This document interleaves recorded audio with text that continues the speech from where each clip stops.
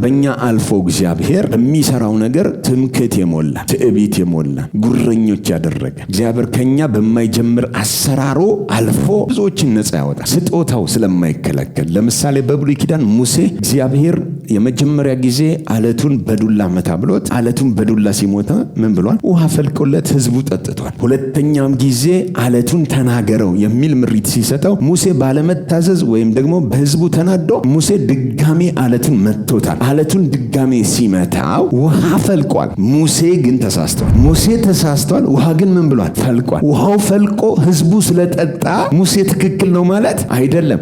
ሙሴ ስለተሳሳተ እግዚአብሔር ህዝቡን በጥም አይገልም ማለት ነው። በአገልጋይና በሰባኪ ስህተት እግዚአብሔር በመንፈስ ቅዱስ ህዝቡን ነፃ ማውጣት አያቆምም። አገልጋይ ትክክል ስለሆነም እና በትክክል ስለሰራ በመንፈስ ቅዱስ እግዚአብሔር ነፃ ማውጣቱን ምን አይልም አያቆምም። ትክክል ብንሰራም እርሱ ነው መመኪያችን።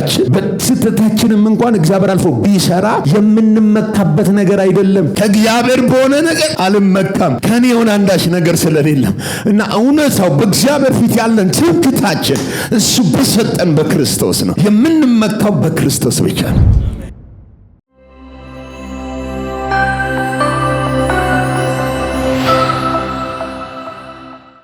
ጌታ ይባረክ። ሮሜ መጽሐፍ ምዕራፍ 15 ሁላችንም ምዕራፍ 15ን እናውጣና ባለፉት 2 ሳምንት ከምዕራፍ 14 ጀምረን ከህሊና ጋር የተገናኘ ስለ ህሊና ፈውስ ትንሽ አይተን ነበረ። ሁለቱን ሳምንት እርስ በርሳችን ባለ ያኗኗር ዘይቤ ውስጥ በወንድማማች መካከል ስለሚፈጠር የመረዳት ልዩነቶች አንደኛው ደካሞች የሆናችሁ ብርቶች የሆናችሁ የደካሞችን ሸክም ተሸከሙ፣ ደካሞች ደግሞ ሁልጊዜ ደካማ ነኝ አትበሉ። እርስ በርሳችሁ ግን ምን ማድረግን አንደኛው በሌላኛው ላይ ከሚፈርድ ይልቅ የሚሸከም የሚቀበል ወንድሙን የሚያቀና እንዲሆን ነው መጽሐፍ ቅዱሳችን ሮሜ ምዕራፍ 14 እና 15 በጣም ትኩረት አድርጎ የሚያወራው እርስ በርስ መቀባበል ላይ ነው። እርስ በርስ ስለመቀባበል ሲያወራ በወቅቱ በነበረው በሮም ቤተክርስቲያን ውስጥ የተፈጠረው በአሕዛብና በአይሁድ መካከል የሚበላና የማይበላ የምግብ አይነቶች ልዩነት ስለነበሩ በሕግ ትእዛዝ አይሁዳውያን የማይበሏቸው የተለዩ ምግቦች ነበሩ። አሕዛብ ደግሞ በነጻነት እንደፈለገው ሲበላ የኖረ ስለሆነ ወደ ጌታ ከመጡ በኋላ ደግሞ አንዳንዱ በእምነት መረዳት ነጻነቱን ማጣጣም ሲጀምር፣ አንዳንዱ ደግሞ በእምነትና በክርስቶስ ኢየሱስ ባለው ነጻነት ገና ስለነበረ ህሊናው እየተጎዳ አይምሮው እየቆሰለ የወንድምን ፍቅርና ህብረት እየተወ ስለነበረ ጳውሎስ ከምግቡ ይልቅ ወንድም ይበልጣል፣ ከነጻነታችሁ ይልቅ ፍቅር ይበልጣል። ስለዚህ በፍቅር ያኛውን ደካማውን በመረዳት ሩቅ የሆነውን ሰው ምን አድርጉት ነው ተሸከሙት በሚል ሲነግረን ነበረ። ዛሬ ደግሞ ምዕራፍ 15 እስከ ቁጥር 6 ድረስ ምዕራፍ 15 እስከ ቁጥር 6 ድረስ ከዚሁ ከህሊና ጋርና ካለመፍረድ ጋራ ከምግብ ጋራ የሚያወራ ስለሆነ አንድ ላይ አይተነዋል። ከቁጥር 7 ጀምረን ከቁጥር 7 ጀምረን እስከ ቁጥር 21 ድረስ ከቁጥር 7 እስከ ቁጥር 21 ድረስ ጮክ ብለን ረገጥ አድርገን አንድ ላይ በጋራ እናነባዋለን። 1 3 ስለዚህም ክርስቶስ ለእግዚአብሔር ክብር እንደተቀበላችሁ እንዲሁ እርስ በርሳችሁ ተቀባበሉ። ለአባቶች የተሰጠውን የተስፋ ቃል ያጸና ዘንድ ደግሞም ስለዚህ በአሕዛብ መካከል አመሰግንሃለሁ፣ ስለ ስምህም እዘምራለሁ ተብሎ እንደተጻፈው አሕዛብ ስለ ምሕረቱ እግዚአብሔርን ያከብሩ ዘንድ ክርስቶስ ስለ እግዚአብሔር እውነት የመገረዝ አገልጋይ ሆነ እላለሁ። ደግሞ እንዲለት ከሕዝብ ጋር ደስ ይላቸዋል። ደግሞም እንዲህ ይላል፣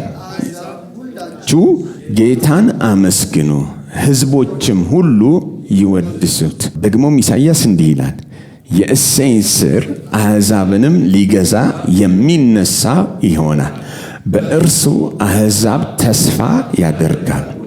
የተስፋ አምላክም በመንፈስ ቅዱስ ኃይል በተስፋ እንድትበዙ በማመናችሁ ደስታንና ሰላምን ሁሉ ይሙላባችሁ። እኔም ራሴ ደግሞ ወንድሞቼ ሆይ በበጎነት ራሳችሁ እንደተሞላችሁ ዕውቀትም ሁሉ እንደሞላባችሁ እርስ በርሳችሁም ደግሞ ልትገሰጹ እንዲቻላችሁ ስለ እናንተ ተረድቻለሁ። ነገር ግን አሕዛብ በመንፈስ ቅዱስ ተቀድሰው የተወደደ መሥዋዕት ሊሆኑ ለእግዚአብሔር ወንጌል እንደ ካህናት እያገለገልኩ ለአሕዛብ የክርስቶስ ኢየሱስ አገልጋይ እሆን ዘንድ ከእግዚአብሔር በተሰጠኝ ጸጋ ምክንያት ተመልሼ ላሳስባችሁ ብዬ በአንዳንድ ቦታ በድፍረት ጻፍኩላችሁ። እንግዲህ ከእግዚአብሔር ዘንድ በሚሆን ነገር በክርስቶስ ኢየሱስም ትምክህት አለ። አሕዛብ እንዲታዘዙ በክርስቶስም በቃልና በሥራ በምልክትና በድንቅ ነገር ኃይል በመንፈስ ቅዱስም ኃይል በእኔ አድርጎ ከሠራው በቀር ምንም ልናገር አልደፍርም። ስለዚህ ከኢየሩሳሌም ጀምሬ እስከ ኢልዋሪቆን ድረስ እየዞርኩ የክርስቶስን ወንጌል ፈጽሜ ሰብኬአለሁ። እንዲሁም በሌላው ሰው መሠረት ላይ እንዳልሠራ የክርስቶስ ስም በተጠራበት ስፍራ ሳይሆን ወንጌልን ለመስበክ ተጣጣር። ነገር ግን ስለ እርሱ ያልተወራላቸው ያያሉ፣ ያልሰሙም ያስተውላሉ። እንዲሁ ነው። አሜን። ኦኬ። ምዕራፍ 15 በተለይ ከቁጥር 7 ጀምሮ ጳውሎስ የሄደበትን የአገልግሎት መንገድና የአሕዛብን የድነት የሕይወት ሥርዓት ነው ትኩረት አድርጎ የሚያወራው። እንግዲህ በጳውሎስ አገልግሎት ውስጥ ብዙ ቁልፍና የአገልግሎቱ መሰረታዊ የሆኑ ነገሮች ብዙ ነገሮች ቢኖሩም በዚህ በቁጥር 14 ጀምሮ ግን የሚያነሳቸው ወሳኝ ነጥቦችን የተወሰኑ እናነሳለን። የመጀመሪያው በቁጥር 14 ላይ ጳውሎስ እንደ መጋቢ፣ እንደ እረኛ፣ እንደ አንድ አገልጋይ በክርስቶስ አካል ላይ ኢንቨስት እንዳደረገ ሰው በልቡ ውስጥ ስለ ሕዝቡ እምነት ነበረው። ምን አይነት እምነት ነበረው? ቁጥር 14ን ለብቻ እስኪ እናንብባት፣ ስሙት።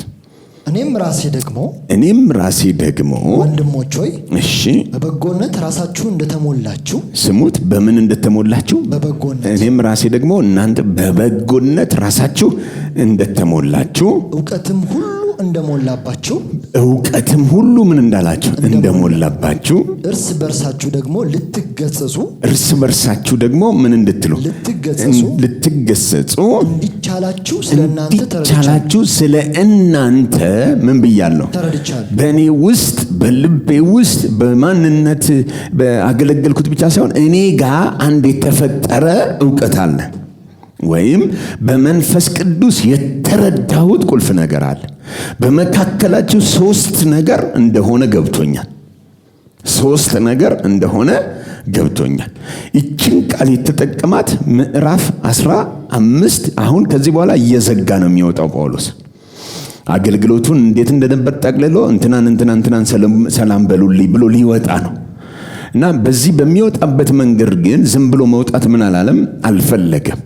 13 እና 14 ምዕራፎችን እየሰበካቸው እያስተማራቸው መጥቷልና አሁን በመጨረሻው ንግግሩ ምንድነው እምነት የተፈጠረበት? አሁን አንድ ነገር ተረድቻለሁ። ምዕራፍ 1 ጀምራችሁ እነዚህ ሁሉ ምዕራፍት በሮሜ የጻፍኩላችሁ መልእክት እንደገባችሁ እንደተረዳችሁት ምን ብያለሁ? ገብቶኛል። በመንፈስ ቅዱስ አንብባችሁት የሆነ ነገር እንደሚገባችሁ ተረድቻለሁ። ስለዚህ በእናንተ ዘንድ አለ መልካም የሆነ ነገር በልባችሁ ምን እንደሞላ አለ፣ መልካም በጎነት እንደሞላ ደግሞም ዕውቀት እንደሞላ ተረድቻለሁ። ዕውቀት ሞልቷችኋል፣ በጎነት ሞልቷችኋል። ከዚህ የተነሳ ደግሞ በመካከል ሌላ ሽማግሌ በማያስፈልገው መንገድ እርስ በርሳችሁ ምን ማድረግ፣ መገሳሰጽ፣ መኮረኳኮም ወይም እርስ በርሳችሁ በመመካከር ሼፕ መያዝ እንደምትችሉ ምን ብያለሁ? ተረድቻለሁ። ድንገት ከመካከል አንዱ በሕግ ሥራ ጸድቃለሁ ብሎ ላፈንግጥ ቢል እንኳን 10 ምናምኑ ምዕራፍ እንቅ አድርጎ ይዘዋል የገባው ሰው ስለሚኖር። ስለዚህ እርስ በርሳችሁ ምን ትላላችሁ አለ? ትገሳሰጻላችሁ። ማንም ማምለጥ እና ተረድቻለሁ። አሁን ነው አንድ ገብቶኛል። የለቀቅኩላችሁ መልእክት፣ ያካፈልኳችሁ እውነት በሕይወት ማስቀጠል የሚችል ነው። እናንተን እርስ በርስ መገሳሰጽ እንድትችሉ ዕውቀት ሞልቶባቸዋል፣ በጎነት ሞልቶባቸዋል። ወንጌል አንዱ በሰው ልብ ውስጥ የሚያስቀምጠው በጎነት።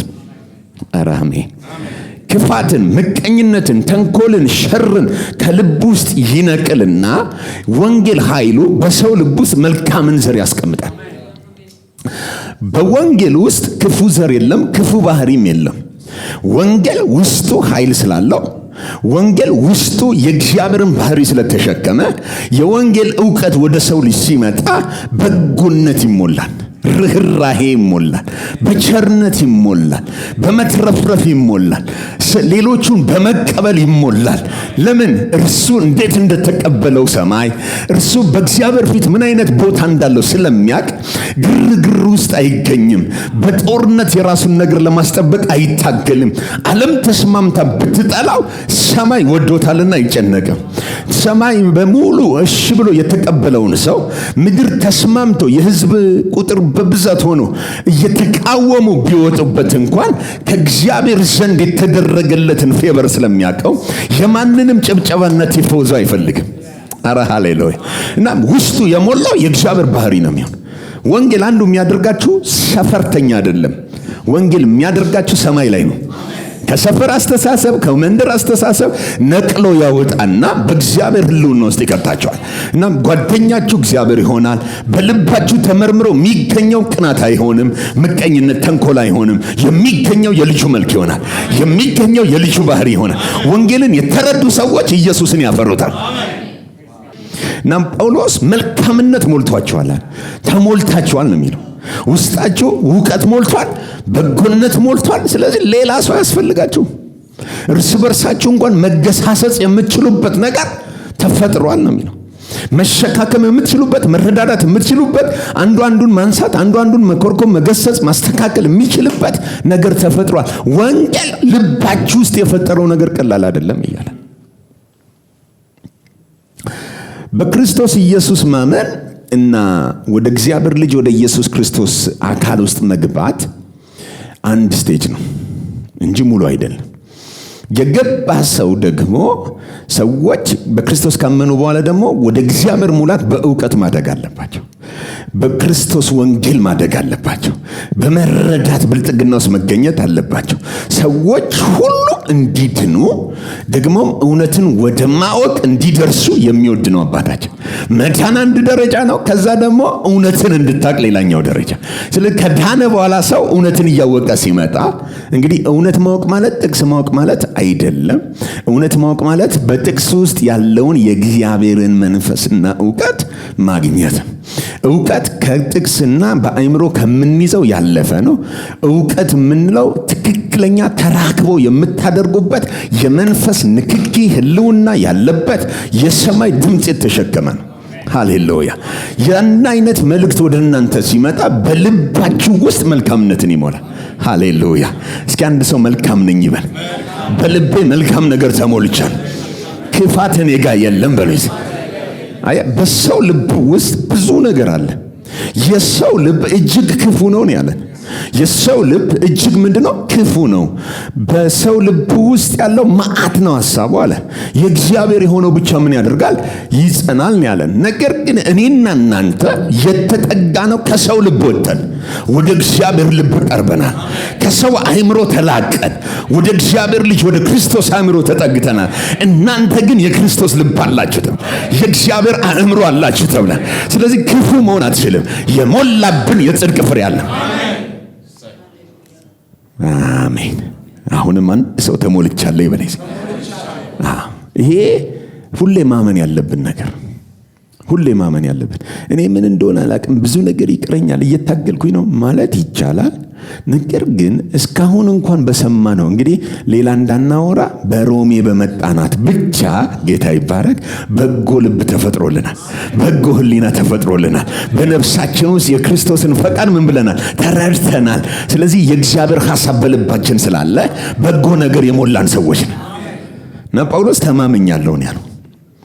እየተሰናበተ አይመስላችሁም? ከዚህ በኋላ ባልመጣም እንኳን ምዕራፍ 1 ላይ ሲጀምር ወደ እናንተ ልመጣ ብዙ ጊዜ ፈልጌ እንዳልቻልኩ እንደተከለከልኩ ታውቃላችሁ።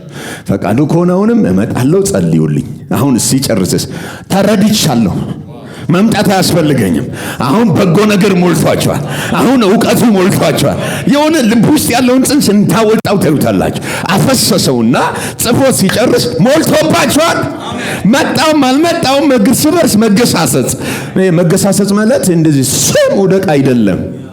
መመካከር የሚችሉበትን በአይምሯቸው በሳል የሆኑ ሰዎች የተረዱት ወንጌልን ሕፃናትን የሚሸከሙበትን ከመፍረድ ወጥተው ማገዝ የሚችሉበትን ክርስቶስ እንደተቀበላቸው ሌሎችን መቀበል የሚችሉበትን ከወንድማቸው ፍቅርን አስቀድመው ለወንድማቸው የሚሰሩ መሆኑን ተረድቷል። አሁን አለ እስከዛሬ ስትፈላለጥ ኖራል፣ አሁን ግን እውነት ሞልቶባል። እስከዛሬ ስትጣሉ ነበር፣ እስከዛሬ ስትከራከሩ ነበር፣ እስከዛሬ ትረባበሹ ነበር፣ ጉባኤያችሁ በብዙ ነውጥ ውስጥ ነበር። አሁን ግን ተረድቻለሁ፣ ገብቶኛል። የሆነ መንፈስ ቅዱስ ጳውሎስን ሲያጽፈው እንደዚህ አይነት መልእክቶች ለኛ ዘመን ተሻጋሪ ሆነው እንደሚቀርቡ ያውቃል። እና ቃላቶቹ ዝም ብለው አይደለም የተሰነዘሩት፣ የሰነቁት የሰማይ አጀንዳ አለ፣ የተሸከሙት የእውነት ኃይል አለ። ስለዚህ ስጽፍላችሁ አለ ተረድቻለሁ አለ። ልቤ ውስጥ አንድ ነገር ኮንቪክስ ያደረገኝ ነገር አለ።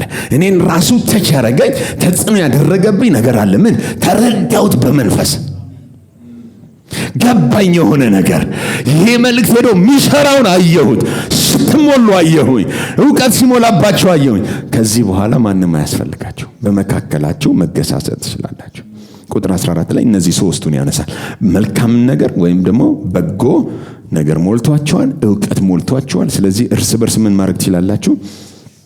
መገሰጽ ማለት ሌሎችን መምከር እና በመንፈስ ማቅናት ማለት ነው። ኦኬ 15 እና 16 ነገር ግን አሕዛብ በመንፈስ ቅዱስ ተቀድሰው አሕዛብ በምን በመንፈስ ቅዱስ ተቀድሰው በምንድን ነው የሚቀደሱት? አሕዛብ በመንፈስ ቅዱስ ተቀድሰው የተወደደ መስዋዕት ሊሆኑ ስሙት። በመንፈስ ቅዱስ ተቀድሰው የተወደደ ምን አይነት መስዋዕት ነው የሚሆኑት? የተወደደ መስዋዕት ሊሆኑ ለእግዚአብሔር ወንጌል እንደ ካህን እያገለገሉ ለእግዚአብሔር ወንጌል እንደ ካህን እያገለገሉ ለማን ወንጌል? ለእግዚአብሔር ወንጌል እንደ ምንድን ነው አለ? እንደ ካህን እያገለገልኩ ለአሕዛብ የክርስቶስ ኢየሱስ አገልጋይ እሆን ዘንድ እሺ ከእግዚአብሔር በተሰጠኝ ጸጋ ምክንያት ተመልሼ ላሳስባችሁ ብዬ በአንዳንድ ቦታ በድፍረት ጻፍኩላችሁ። ኦኬ የዚህች የቁጥር 15 እና 16 ቁልፍ ቃል አገልጋይ ሆንኩኝ የምትለዋ ነች። አገልጋይ የሚል ቃል ይጠቀማል ጳውሎስ። አሕዛብ በመንፈስ ቅዱስ ተቀድሰው ለእግዚአብሔር ደግሞ በጎ ወይም ሕያው መስዋዕት እንዲሆኑ የተወደደ መስዋዕት እንዲሆኑ እኔ የማን አገልጋይ ሆንኩኛል? እንደ ካህን ነው የሚለው። እንደ እግዚአብሔር ወንጌል እንደ ክርስቶስ ወንጌል ምን እንደ ካህን ሆንኩኝ። ለእግዚአብሔር ወንጌል ጳውሎስ ምንድን ነው የሆነው? እንደ ካህን የሆነው። እንደ ካህን አገልጋይ ሆንኩኝ ነው የሚለው። እያገለገልኩኝ። ኦኬ እንደ ምንድን ነው የሆነው? እንደ ካህን የሆነው። በደንብ ስሙት። ለእግዚአብሔር ወንጌል እንደማን ሆንኩኝ? እንደ ካህን። አሕዛብ በመንፈስ ቅዱስ ተቀድሰው የተወደደ መስዋዕት እንዲሆኑ አሕዛብ በመንፈስ ቅዱስ ተቀድሰው የተወደደ መስዋዕት እንዲሆኑ እኔ እንደ እግዚአብሔር ካህን እንደ ወንጌሉ ካህን ምን ሆንኩኝ አለ? አገልጋይ። በዚች ስፍራ ላይ አገልጋይ የምትል ቃል ተጠቅሟል ጳውሎስ። አገልጋይ የምትለው ቃል የተጠቀመባት የግሪክ ወርድ ሌቲጎን የምትል ስያሜ ወይም ደግሞ መጠሪያዋ በግሪክ ሌይቱጎን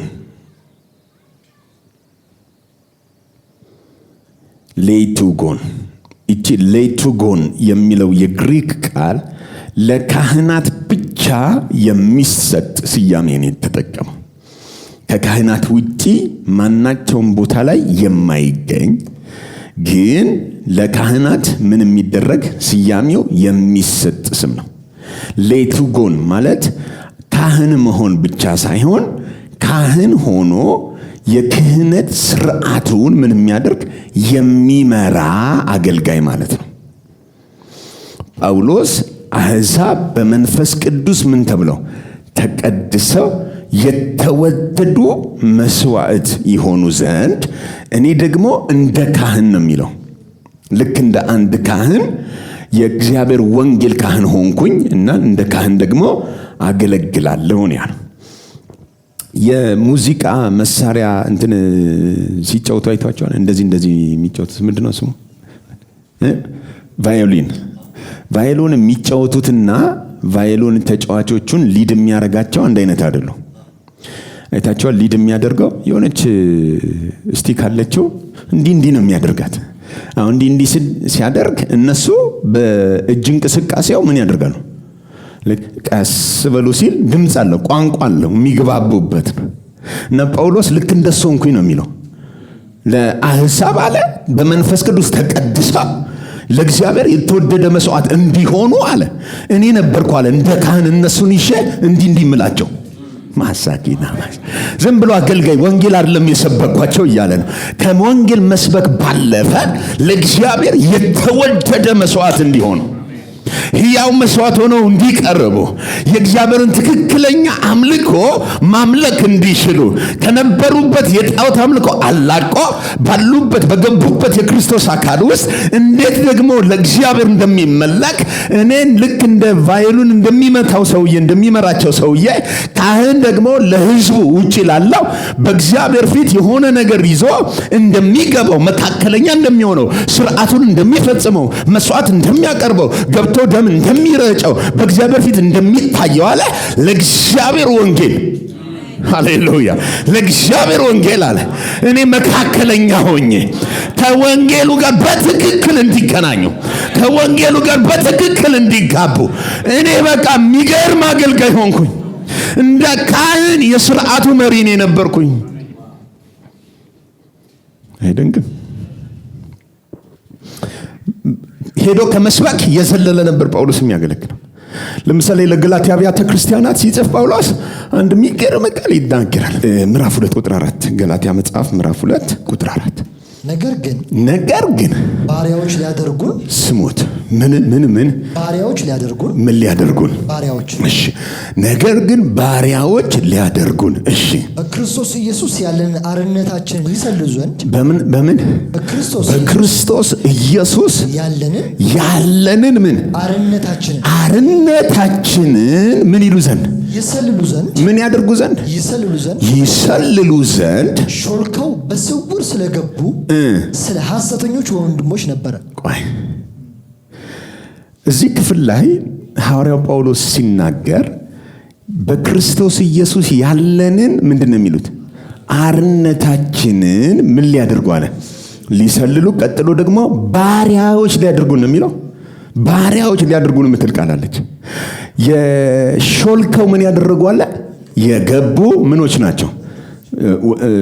ሰላዮች ይላቸዋል። ሐሰተኛ ወንድሞች ናቸው። በአንዳንድ ጦርነት ጊዜ በተለይ አሁን ለምሳሌ በፍልስጤምና በእስራኤል መካከል ጦርነት ላይ ነበሩ አይደል? ከሐማስ ጋር ጦርነት ላይ ነበረች እስራኤል። ብዙ እስራኤል የስለላ ተቋም አላት። ምን የሚባል ነው? የሞሳድ የሚባል የስለላ ተቋም አላት። አሜሪካ ሲአይኤ የሚል የስለላ ተቋም አላት። ሁሉም ሀገር የራሱ የሆነ ምን አለው? የስለላ ተቋም አለው። ምንድነው የስለላ ተቋም ስራው?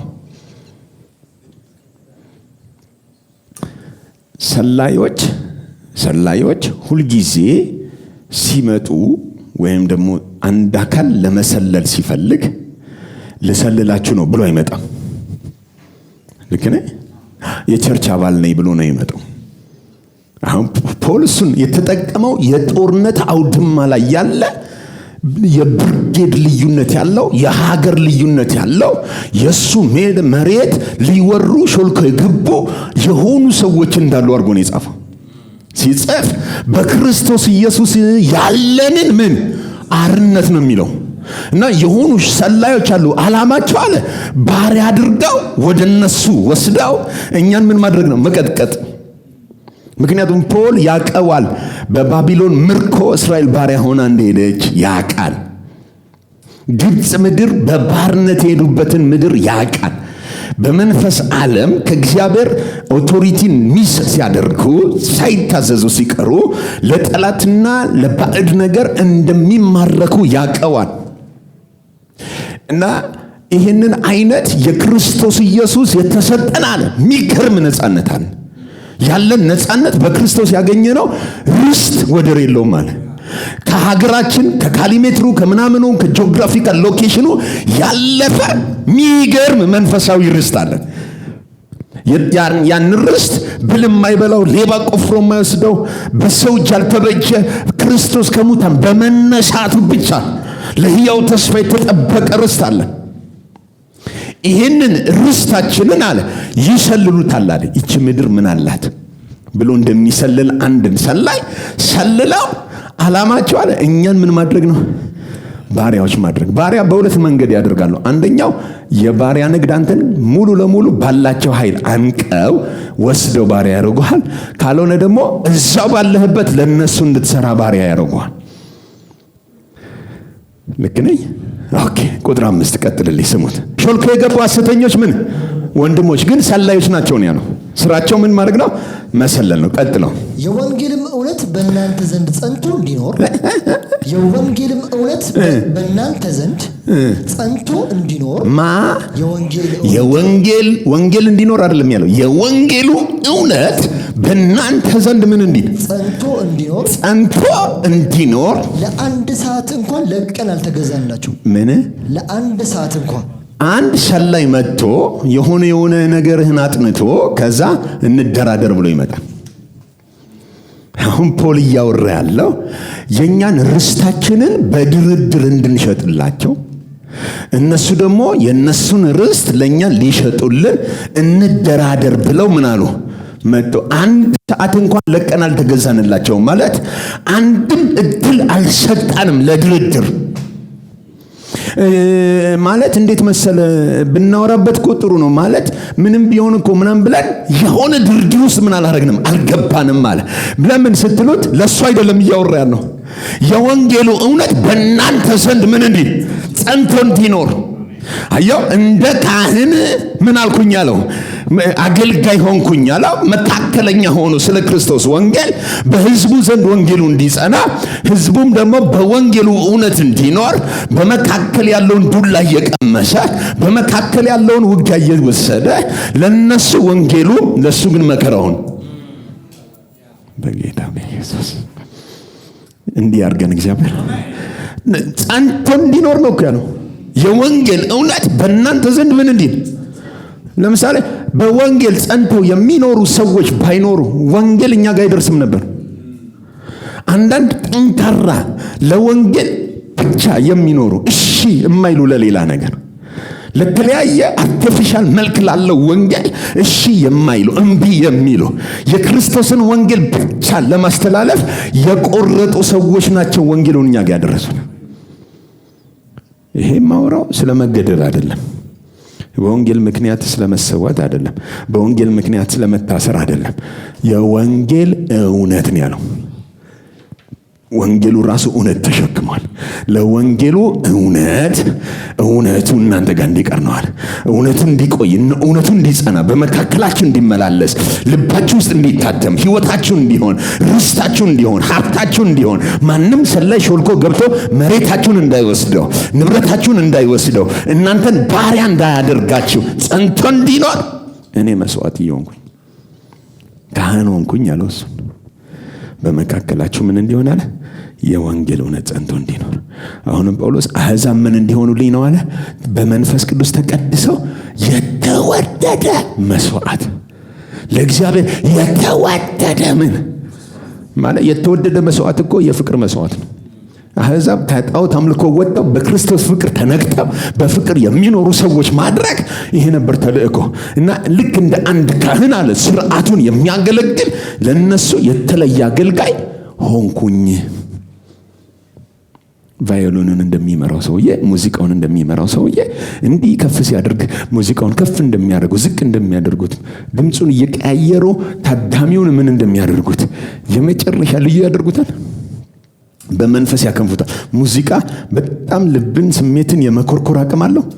ኦኬ ሙዚቃ አንዳንድ ሙዚቃ ርቦህ እንኳን ምግብ ቤት ቹርቺቺቺ ያለ ድምጽ ካለ መብላት ልትረበሽ ትችላለህ። ነገር ግን አንዳንድ ቦታ ምሳ ሰዓት ላይ ኩል የሆነ የሚከፍቱት ክላሲካል ነገር ውበት ያለው ነገር አንተ ራስህ ሳታውቀው ብላ ብላ ብላ ብላ የሚልህ ከተቀመጥክበት ካፌ አትወጣ የሚሉ አንተን እዛው ከተቀመጥክበት ሆቴልና ካፌ እንዳትወጣ የሚያጣብቅ ሙዚቃ የሚከፍቱ አሉ። እነዚህ አሁን የተወደደ መስዋዕት እያደረጉህ ነው ለነሱ። እና ደጋግመህ እንድትመጣ ቤቱ ላይ ልብህ እንዲቀር እንድትወደው የሚያደርግ ነገር አትሞስፌሩን ይቀይሩታል። የምትሰማውን ነገር ይቀይሩላል። የሚያቀርቡት ነገር ልዩ ነው። አንዳንዱ ክባድ አለው ምናምን መስተንግዶ ራሱ ሰላምታው ይለያል ምንም አይደለም እኮ ዋና ዓላማው አንተን ቋሚ ደንበኛ ማድረግ ነው። አሁንም ፖል እየተናገረ ያለው አሕዛብ ለእግዚአብሔር የተወደደ መስዋዕት እንዲሆኑ በመንፈስ ቅዱስ ተቀድሰው የማይሸቅጡ የእውነት ነዋሪዎች እንዲሆኑ ወንጌሉ አለ።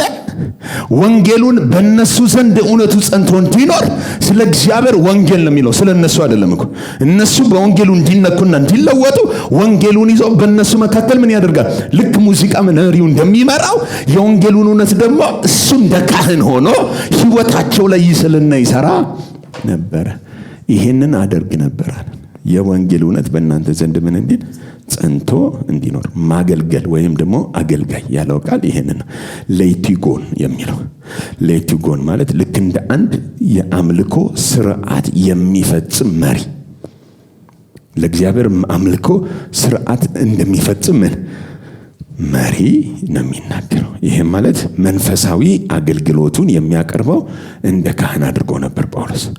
መንፈሳዊ አገልግሎቱን ተልእኮን የሚሰራውን ነገር ልክ እንደ አንድ ካህን እንደ አንድ የእግዚአብሔር አገልጋይ በብሉይ ኪዳን መስዋዕት ለእግዚአብሔር እንደሚያቀርበው አይነት አድርጎ ነበር የሚያወራው። ክብር ለስሙ ይሁን። ቁጥር 17 እንግዲህ ከእግዚአብሔር ዘንድ በሚሆን ነገር በክርስቶስ ኢየሱስ ትምክህት አለኝ። ኦኬ እንግዲህ ከማን ዘንድ በሚሆን? ከእግዚአብሔር ዘንድ። ከሰው ዘንድ ሳይሆን ከማን ዘንድ በሚሆን? ከእግዚአብሔር ዘንድ። ኦኬ ከእግዚአብሔር ዘንድ በሚሆን ነገር በክርስቶስ ኢየሱስ ትምክህት አለኝ። ኦኬ ከማን በሚሆን ነው? ከእግዚአብሔር ዘንድ በሚሆን ነገር በክርስቶስ ኢየሱስ ምን አለኝ? ትምክህት አለኝ። በማን በኩል? በክርስቶስ ኢየሱስ የሚል ሐረግ ይጠቀማል እዚህ ጋር። አሁን ከእግዚአብሔር በሚሆን ነገር ምን ማለት ነው? በአሕዛብ ዘንድ አሕዛብ በመንፈስ ቅዱስ ተቀድሰው አሕዛብ ለእግዚአብሔር የተወደደ መስዋዕት ሆነው አሕዛብ እግዚአብሔርን ስለ ምሕረቱ ያመሰግኑት ዘንድ ክርስቶስ የመገረዝ አገልጋይ ሆኖላቸዋል። የተነገረው የብሉይ ኪዳን የትንቢት ቃል በወንድሞች መካከል አከብርሃለሁ ያለው ስምህን ገለጥኩላቸው። አሕዛብ ደግሞ ስለ ምሕረቱን እግዚአብሔርን ምን ያደርጉታል? ያመሰግኑታል ብሎናል። የእሴይን ሥር ደግሞ አሕዛብ ሊገዛ የሚነሳ ይሆናል የሚል ትንቢት ቃል አለ። እነዚህ ሁሉ የትንቢት እውነታዎች የት ነው የሚመጡት? አሕዛብ ጋር እንዲጸኑ ነው። አሁን ፖል ያ የብሉይ ኪዳን መጽሐፍ በአሕዛብ ዘንድ እግዚአብሔር የሚከበር ወይም ደግሞ እግዚአብሔር በወንጌል በክርስቶስ ኢየሱስ ለሁሉም የሚሰራው ነገር እንዳለ ተረድቷል። እኔም ደግሞ በተሰጠኝ ጥሪ በተሰጠኝ አገልግሎት እግዚአብሔር በተቀባኝ ቅባት ወንጌልን ስሰብክ የክርስቶስ ኢየሱስ ካህን ስሆን ስለ ወንጌሉ በክህነት ሳገለግል አሕዛብን በመንፈስ ቅዱስ ተቀድሰው የተወደደ መስዋዕት እንዲሆኑ ሳደርግ መመካው ነገር አንድ ነው። ከእግዚአብሔር በሆነው ነገር ነው መመካው። እኔ ሜጀር ዋን የተቀባውና የተለቀለኩኝ ማንም የማይደርስበትም ምደርስ አይለም። ከማን በሆነው ነገር ለካ እነሱን መቀደስ፣ እነሱን መቀባት፣ እነሱን ሕያው መስዋዕት ማድረግ ተልእኮ የሱ ሳይሆን የማን ነው? የእግዚአብሔር ነው። ቀድሞ ያስቀመጠልን እሱን ነው። ክርስቶስ የመገረዝ አገልጋይ ሆነ ያለን ስለ እውነት፣ ስለ እግዚአብሔር እውነት፣ ስለ እግዚአብሔር የተስፋ ቃል እውነት ክርስቶስ የምን አገልጋይ ሆነ? የመገረዝ አገልጋይ ሆነ። ለምን? የብሉይ ኪዳን ትንቢቶች ወደ አሕዛብ ይደርሱ ዘንድ፣ የክርስቶስ ወንጌል አሕዛብ ጋር ይደርሱ ዘንድ ክርስቶስ የመገረዝ አገልጋይ ሆነ። እኔ ደግሞ ትምክህት ካስፈለገ፣ መመካት ካስፈለገ ይህ አገልግሎት የተሰጠ ከእግዚአብሔር በሆነው ነገር ከራሴ ስላይደለ ትምክህት ቢያስፈልግ በክርስቶስ ነው የምመካው። እግዚአብሔር በክርስቶስ ብቻ ያስመካን። ብዙ የምንመካ ሰዎች እንኖር ይሆናል። ትዕቢት የሞላን ለድገመው፣ ትዕቢት የሞላን በእኛ አልፎ እግዚአብሔር በሚሰራው ነገር ትምክህት የሞላን፣ ትዕቢት የሞላን፣ ጉረኞች ያደረገን እግዚአብሔር ከኛ በማይጀምር አሰራሩ አልፎ ብዙዎችን ነፃ ያወጣል። ደግመዋል። ስጦታው ስለማይከለከል። ለምሳሌ በብሉይ ኪዳን ሙሴ እግዚአብሔር የመጀመሪያ ጊዜ አለቱን በዱላ መታ ብሎት አለቱን በዱላ ሲሞታ ምን ብሏል? ውሃ ፈልቆለት ህዝቡ ጠጥቷል። ሁለተኛም ጊዜ አለቱን ተናገረው የሚል ምሪት ሲሰጠው ሙሴ ባለመታዘዝ ወይም ደግሞ በህዝቡ ተናዶ ሙሴ ድጋሜ አለቱን መቶታል። አለቱን ድጋሜ ሲመታው ውሃ ፈልቋል። ሙሴ ግን ተሳስቷል። ውሃ ግን ምን ብሏል? ፈልቋል። ውሃው ፈልቆ ህዝቡ ስለጠጣ ሙሴ ትክክል ነው ማለት አይደለም። ሙሴ ስለተሳሳተ እግዚአብሔር ህዝቡን በጥም አይገልም ማለት ነው። በአገልጋይና በሰባኪ ስህተት እግዚአብሔር በመንፈስ ቅዱስ ህዝቡን ነፃ ማውጣት አያቆምም። አገልጋይ ትክክል ስለሆነም እና በትክክል ስለሰራም በመንፈስ ቅዱስ እግዚአብሔር ነፃ ማውጣቱን ምን አይልም? አያቆምም። ትክክል ብንሰራም እርሱ ነው መመኪያችን። ሃሌሉያ። በስህተታችንም እንኳን እግዚአብሔር አልፎ ቢሰራ የምንመካበት ነገር አይደለም።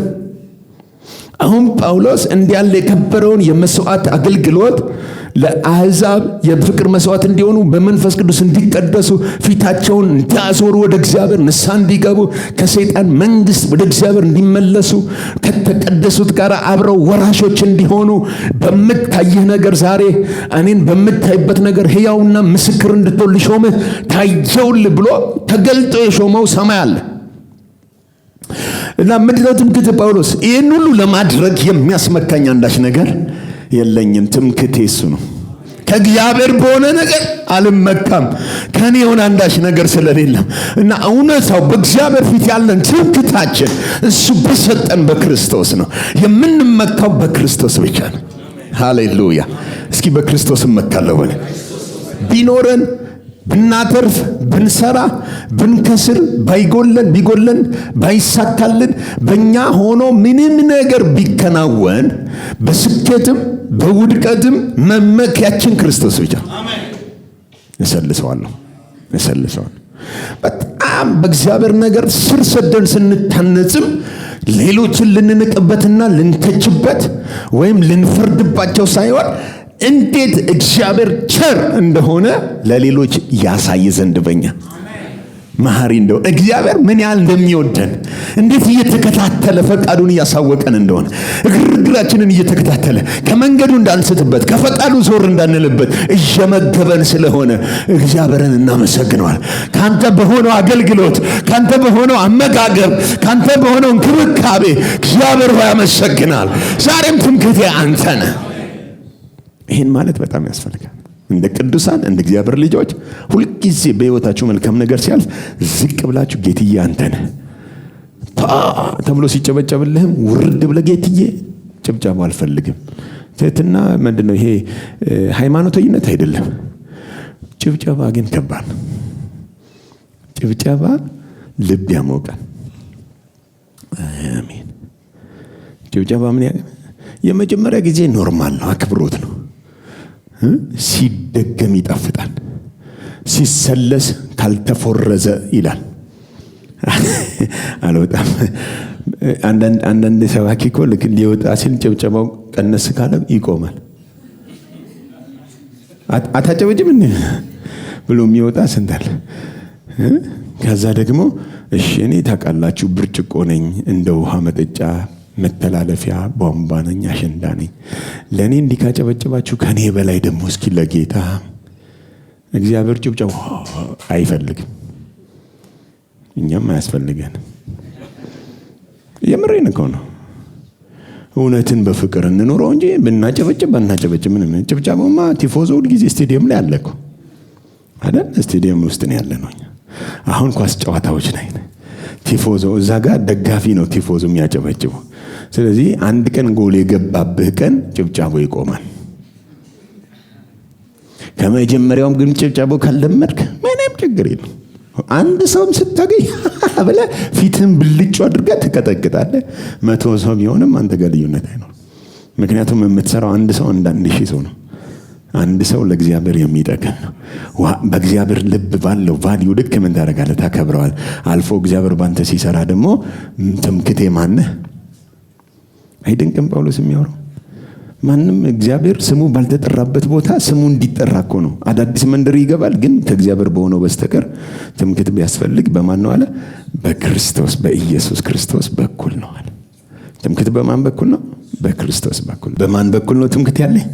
ይሄም ማለት ምን ማለት ነው? ከእግዚአብሔር በሚሆነው ነገር የምመካው በማን ነው? በክርስቶስ። ክርስቶስ አያሳፍረኝም። ሁሌም ማወድሰው እሱን ነው። ሁሌም ማከብረው እሱን ነው። ሁሌ ከፍ ማድረገው እሱን ነው። እሱን አገልግየው፣ እሱን ሰብኬው፣ እሱን አስተምሬው፣ እሱን አውርቼው መቼም ቢሆን በህይወቴ ላይ ምን አላረግም ነው? አላፍርም። ጌታ ይባረክ። ቁጥር 18 እና 19 የመጨረሻው አሕዛብ እንዲታዘዙ ክርስቶስ በቃልና በስራ በምልክትና በድንቅ ነገር ኃይል በመንፈስ ቅዱስ ኃይል በእኔ አድርጎ ከሰራው በቀር ምንም ልናገር አልደፍርም። ምንም እኔ የምናገረው ነገር የለኝም። በእኔ አልፎ ከሰራው በቀር እኔ የምናገረው አንዳች ነገር የለኝም። እሺ። ስለዚህ ከኢየሩሳሌም ጀምሮ እስከ አልዋሪቆን ድረስ እየዞርኩኝ የክርስቶስ ወንጌልን ፈጽሜ ሰብኬያለሁ።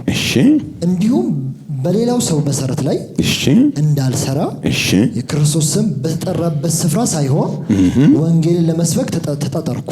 ኦኬ። ወንጌልን ለመስበክ የሄደበት ቦታ የተጣጣረው ምን ላይ ነው? ስሙ ባልተጠራበት አዲስ በሆነ መንደር ላይ ለመስራት እንደደከመ ይነግረናል። እዚህ ጋር 3 ነገሮችን ያነሳል። አንደኛው በቃልና በስራ።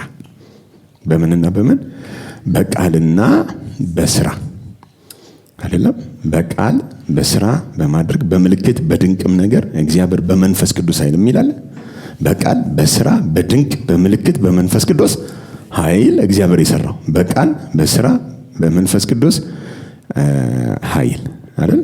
ኦኬ። አንደኛው በቃልና በስራ ነው የሚለው። ቃልና ምን ስራ የሚል ነገር አለ። ንግግር ብቻ ያልሆነ ውስጡ ደግሞ ምን ያለው ስራ ያለው ነው ወንጌል። ይሄ የወንጌል ሁሉን አቃፊነት የሚናገር ጥቅስ። ወንጌላችን ቃል ብቻ ሳይሆን ውስጡ ምን ተሸክሟል? ስራን ተሸክሟል። በቃልና በስራ ማለት ሁሉን አቀፍ የህይወት ምልልስ፣ ሁሉን አቀፍ የወንጌል ስብከት ነው። ሁሉን አቀፍ የወንጌል ምንድነው? ስብከት ነው። ለምሳሌ ሐዋርያው ጳውሎስ ከማንም እኔ ሐዋርያነትን አልተቀበልኩም ይላል። ከሰው ወይም በሰው አልተሾምኩም ብሎናል። የተሾመው ከእግዚአብሔር ኢየሱስ ክርስቶስን ከሙታን ባስነሳው በእግዚአብሔር ሐዋርያ የሆነ እንጂ ከሰው ወይም በሰው ሐዋርያ ያልሆነ ይለንና ቁጥር 6:8 ላይ ሲደርስ 6:7-8 ላይ ገላትያ ላይ ሲደርስ ምን ይለናል? አጠንክሮ እኛም ብንሆን የሰማይ መላእክትም ቢሆኑ ከሰበክንላችሁ ወንጌል የሚለየውን ማንም ቢሰብክ የተረገመ ይሁን። እኛም ብንሆን ማለት እሱም ራሱ ሐሳብ ቢቀይር ደግሞ የሰማይ መላእክትም መጥቶ ደግሞ ሐሳብ ቢቀይር ቢያስቀይራቸው ቢያስተምር እያለ ነው። ከሰበክንላችሁ የሚለይ ማንም አይነት ወንጌል ምን እንዳትሉ ነው የሚለው። ኦኬ። በቃልና በስራ ሲል ጳውሎስ እዛ ጋር ስራን ተከላክሏል ገላትያ ላይ። አሁን ደግሞ በቃልና በስራ ብሏል። ስለዚህ በቃል ብቻ አይደለም ወንጌል ኢየሱስ ጌታ ነው አሜን ብቻ ሳይሆን እያወራን ያለው የምንሰብከው የወንጌሉ ቃል ውስጡ የሚሰራ ኃይል አለው። ወንጌል እኛንን ስንናገረው ቃል እንጂ ቃል ብቻ አይደለም። ለእግዚአብሔር የሰራው ነው ደግሞ የሚሰራበት መሳሪያው ነው። ለምሳሌ ዛሬ ያለን እዚህ ሁላችንም ወንጌል ስለሰራን ነው ዛሬ ያለን ስብዕና የተፈጠረው። ወንጌል ማይሰራ ቢሆን ኖሮ ሌላ ነገር ውስጥ እንገባ ነበር ወይ ህይወታችን እንዲህ አይሆንም ነበር። ወንጌል ግን የወደቀን አንስቶ ሸልሞ ሰው አድርጎ አስተሳሰቡን ቀይሮ ለራሱ አገልጋይ አድርጎታል። አሁን የወንጌልን እውነት ማውራት እንዲጣፍጠን አድርጎናል። የእግዚአብሔርን ሐሳብ ማወቅ እንድንጓጓ አድርጎናል። በፊት ለመጠጣት፣ ለማጨስ፣ ለሆነ ነገር ለማድረግ ምን ጓጓ ሰዎች አሆይ የሚል ዘፈን ነበር ድሮ። አይቃምም ወይ የሚል ልክ 8 ሰዓት ላይ አይሬ ሰዓት ደረሰ የሚባል እና አልደርስ ብሎት እያለ የሚቆይ ስንት ሰው እኮ ነበረ። አሁን እኮ አይደርስም ወይ የምትለው እኮ ለሮሚ ነው። አይሬ አውጥቶ ሮሚ ካስባለ የምሬን እኮ ነው ማለት ከሆነ ሰፈር ውስጥ አውጥቶ አሁን እኮ ግን የወንጌሉ ኃይል አየው ውስጡ ስራ ስላለው ስራው አይወራጭም፣ አይለፈልፍም፣ የሆነ ነገር አይልም። ስራው የሚታየው አንተ ህይወት ላይ ነው። ወንጌል የሚሰራ እንደሆነ የምታውቀው ማንንም አይደለም። ለወንጌል ሰራተኝነት ሌላ ሰው እንዳትፈልግ ራስ ምስክር ነህ። ከነበርክበት ፈልቅቆ አውጥቶ ዛሬ ላይ ያቆመህ የወንጌል ኃይል ነው። ከውድቀት ያነሳን የወንጌል ኃይል ነው። ኢቭን ለነገ መታመኛችን የወንጌል ኃይል ነው። ሃሌሉያ። ወንጌሉ ንግግር ብቻ አይደለም። ለቆሮንቶስ ቤተክርስቲያን ጳውሎስ በቃል ብቻ አይደለም ማለት እምነታችሁ በእግዚአብሔር ኃይል ላይ እንዲመሰረት የኔ ወንጌል የኔ ንግግር መንፈስንም ኃይልንም በመግለጥ ነበር ነው። ለሮሜ ሰዎች ምዕራፍ 1 ቁጥር 16 ላይ አይተናል። በወንጌል አላፍርም፣ ወንጌሉ አያሳፍረኝም። ለምን? ለአይሁዳዊ በለው ለግሪክ ሰው በለው ለሰው ሁሉ የሚያድን የእግዚአብሔር ኃይል ለድነት የሆነ ሰዎችን ካሉበት ነገር ምን የሚያወጣ ማዳን የሚችል መናጠቅ የሚችል ኃይል ያለው ነው።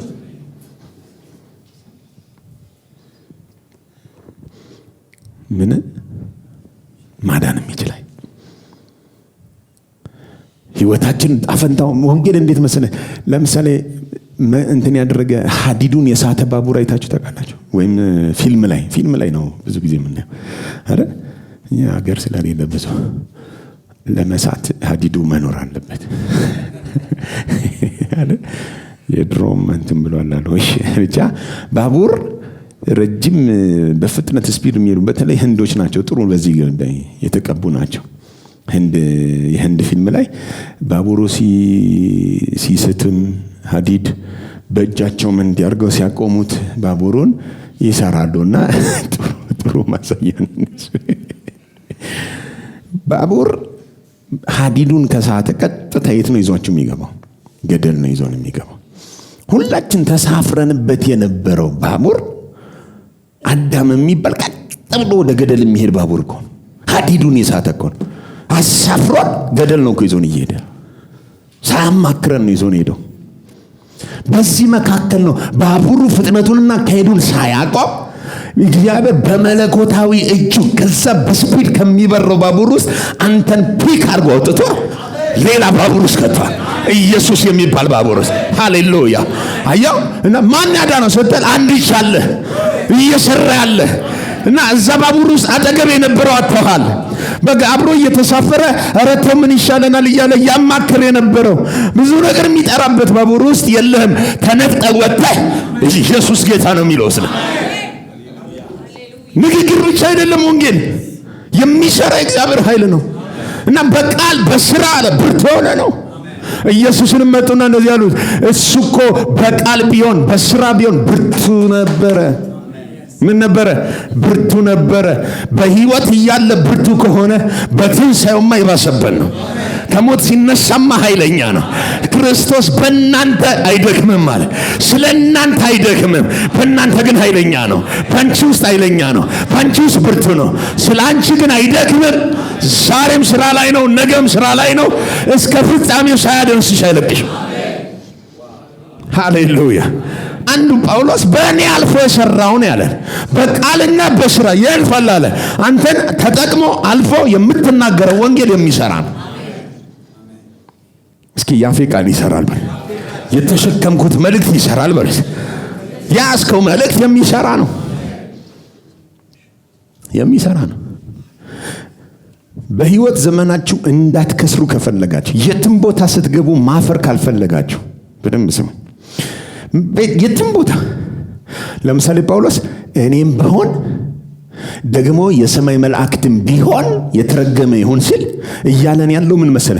እኔ ባሪያ ነኝ፣ ወንጌል አለቃዬ ነው። አልቀይረውም አለ፣ ይቀይረኛል እንጂ። ወይኔ ጉዴ! የምታገለግለው ወንጌል ቀይረው ነው እንጂ ቀይረው አታገለግለውም። በእኔ ላይ ብቸኛ ባለስልጣን፣ መልእክቱ አይቀየርም። እኔ እንኳን ብሳሳትና ብመጣ ወንጌሉ ሐሳብ አይቀይርም። ወንጌሉ ሐሳቡን ቀይሮ ከኔ ጋር አይወግንም። ስልጣን የወንጌል ነው። መልእክቱ አይቀየርም። በእኔ ላይ እኔ እንኳን ሐሳብ ብቀይር አለ የተረገምኩ ለሆነ ወንጌሉ ሐሳብ አይቀይርም። ባለስልጣን ወንጌል ነው። እስኪ አንድ ሰው ባለስልጣን ወንጌል ነው። አየው፣ የሁላችን ባለስልጣን መልእክቱ እኮ ነው። መልእክቱ እኔ አገልጋዩ ነኝ አለ። መልእክቱ እኔን የቀየረኝ ነው አለ። መልእክቱ እኔን የሚያሰኝ ነው አለ። መልእክቱ እኔን የሚጠቀም ነው አለ። መልእክቱ እኔ ብቀየር እሱ አይቀየርም። እያንዳንዳችሁ ውስጥ ይህ መልእክት አለ እኮ።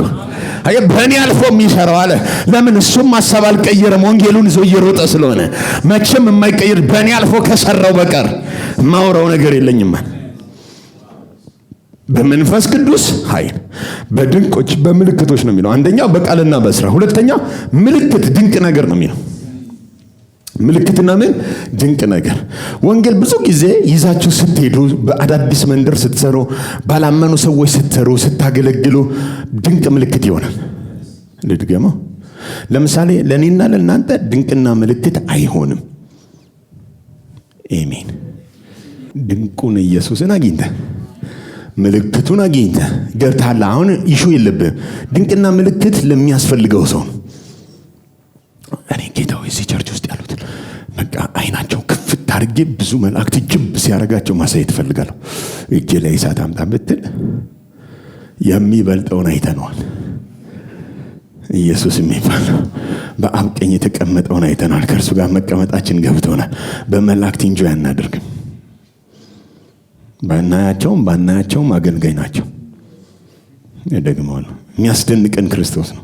የሚያስደንቀን ፍቅሩ ነው። የሚያስደንቀን ምህረቱ ነው። የሚያስደንቀን መልኩ ነው። የሚያስደንቀን አሸካከሙ ነው። ቀኑ ሙሉ እጁን ዘርግቶ ማቀፉ ነው። በአመፀኛ ሕዝብ መካከል እሱ አለመቀየሩ ነው። እሱ ነው የሚያስደንቀን። አሁን እሱን የማያውቅ ሰው ግን በመላእክት ሊደነቅ ይችላል። ድንቅ ምልክት ተአምራት ግን የት ይሆናል? አዳዲስ ሰዎች ጋር ምንድን ነው ብለው እንዲደነግጡ፣ የተሰበከውን ወንጌል እውነትም ሕያው ነው ብለው ያምኑት ዘንድ ድንቅና ምልክት በአዳዲስ መንደር ወንጌል በተለይ ይሄ ኮንፈረንስ ገጠራማው ላይ በየመንደሩ ትልልቅ ይሄ ክሩሴዶች ምናምን ዓላማቸው አዳዲስ ነፍሳትን መጥራት ነው። አሁን ሞዲፋይ ተደርጎ ያመኑ ሰዎች መጥተው የሆነ ገንዘብ መሰብሰቢያ ሆኗል ክሩሴድ ተብሎ። እሱ ይሄኛው አልነበረም የመጀመሪያው ታርጌት። አዲስ ሰው ነው። በቃ ሙዚቃው ተከፍቶ በእንግር ላይ የሚያልፈው ምንድናቸው ብሎ ሲመጣ ወንጌል እንዲሰማ ነው። ወንጌል ይሰማል። ወንጌላዊ ወንጌል ይሰብካል። ይጸልያል በሽተኞች ይፈወሳሉ። የእግዚአብሔር ልጅ ኢየሱስ ከሞት መነሳቱ በሚደረገው ድንቅና ምልክት ተአምራት ሰዎች እያዩ ምን ያደርጋሉ? ወደ እግዚአብሔር መንግስት ይጨመራል። አሁን ጳውሎስ አዳዲስ መንደር ስለሚሄድ ድንቅና ምልክት ያይ ነበር። ድንቅና ምልክት ማየት ይፈልጋል? የለም። ከፈለጋችሁ ግን የት እንደሚሆን አሳያችኋለሁ፣ ትሄዳላችሁ። መሄድ ነው። ድንቅ ምልክት መሄድ ነው። ጌታ ይባረክ። ለምሳሌ አንዱ ከፈለጋችሁ ጥቁር አንበሳ ድንቅና ምልክት እንዲሆን እንዳትጸልዩ። ለድንቅና ለታምራት ለምልክት አይጸለይም፣ ነውር ነው። ድንቅና ታምራት ለማድረግ ሄዶ ወንጌል መስበክ ነው። አሜን። ምን ማድረግ ነው? ዘውዲቱ ጋንዲ ምናምን የሚባሉ ሆስፒታሎች አስፈቅዳችሁ ገብታችሁ በሽተኛው መጸለይ፣ ማጽናናት፣ ወንጌሉን መስበክ ምንም ችግር የለውም። አይዛንፈራለን የመንግስት ተቋም ነው ካላችሁ ደግሞ ልም ያለ ጭልጥ ያለ በረሃው ገጠራማው ላይ ሂድ ነው። ዶር ቱ ዶር እየሄድክ ባቄላ ሹቅ እየበላ ወገኖቼ ሰምታችኋልን? ማን ነው እሱ እያሉ ስበክ። ትልልቅ ነገር ይሆናል። ይሄ በየቲክቶኩ በየዩቲዩቡ የጠገበው ከአማልክቶቹ መካከል እንዳንዱ ነው የሚያየው ኢየሱስን።